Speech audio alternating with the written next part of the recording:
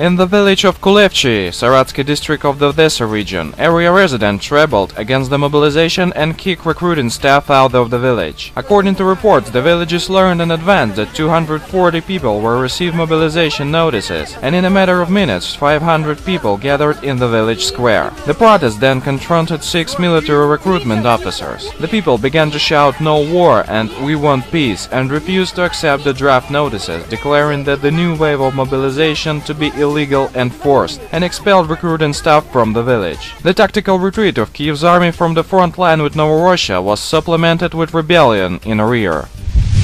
Kiev's army counterattacks on the media front line. Yesterday, on January 27, 2015, Ukrainian national TV channel ICTV reported Kiev's military destroyed 4 fighting vehicles, 5 self-propelled artillery guns, 7 armored fighting trucks of Novorossian army. But this isn't the end. According to a report a bit earlier, Kiev's army destroyed 4 tanks, 9 armored fighting trucks, 4 MLRS Smerches, 20 MLRS Grads, 18 units of automotive engineering, 6 planes and 4 helicopters of enemy. Apparently, countless number of Novorossian troops were destroyed. All of these are official information of Ministry of Defense of Ukraine. Generally, we can believe Kiev's military, whom completely composed by John's Rambo, Terminators and their friends, are destroying military equipment and killing separatists by stern look and lightnings from their asses. But where did they find 6 planes and 4 helicopters when Novorossian military haven't and never had air forces? We can suppose the only way which Kiev's military could do it. They bombed Lugansk Aviation Museum.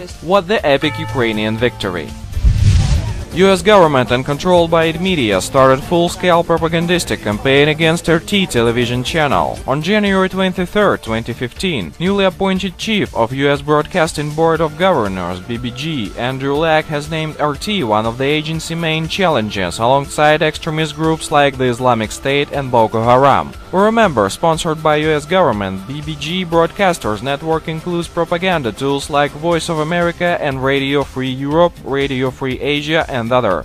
Then US State Department Elder Psaka tried to explain the concerns the new chief of BBG was trying to express, which we agree with, but she didn't find enough arguments for it. Apparently, justifying of US government's top propagandist claims is much more hard task than speak that 6th US Navy fleet will move to coast of Belorussia. On account of these fails, US propagandists prepared a new logic of media war against RT. Recent of it were announced by US Assistant Secretary of State Victoria Nuland. All you have to do is look at RT's tiny audience in the United States to understand what happens when you broadcast unturned in the media space that full of dynamic, truthful opinion, said the official during a Q&A at the Brookings Institute.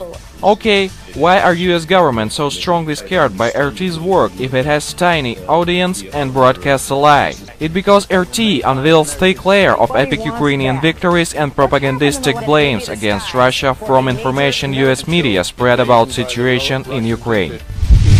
The Monitoring Committee of the Parliamentary Assembly of the Council of Europe has supported a rapporteur's proposal to restore the voting rights of the Russian delegation to PASE. The resolution was taken by PASE is restoring the Russian delegation voting rights, but limited its right to participate in monitoring missions. In fact, we could see Russia is isolated by the whole world. The whole world is marked black.